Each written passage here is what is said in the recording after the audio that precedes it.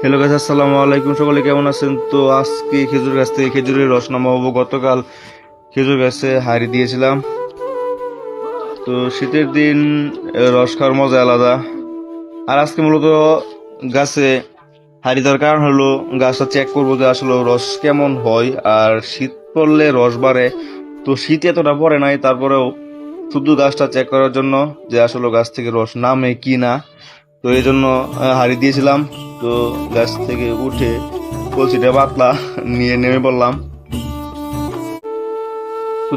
তো দেখতে পাচ্ছেন কলসিতে রস। আমিও গাছ থেকে নেমে পড়লাম। তো এই যে দেখা যাচ্ছে রস। আজকে রসের কালারটা অনেক সুন্দর হয়েছে। তো প্রথমে রসটা ছাঁকনি দিয়ে ছেঁকে নিতেছি। এর কারণ হলো রসে হালকা পাতলা ময়লা থাকতে পারে, ময়লা সহ রস খাওয়া যাবে না, তাই রসটাকে ছেঁকে নিলাম। কলসি থেকে মগে নিলাম ছেঁকে। তারপর এখন এই যে গ্লাসে নিতেছি। তো দেখেন রসের কালারটা অনেক সুন্দর হয়েছে। প্রথম গাছের রস, তো রসটা অনেক ঘন হয়েছে। আর রসটা খাইতে মিষ্টি, ওয়াও, অসাধারণ পুরাপুরি।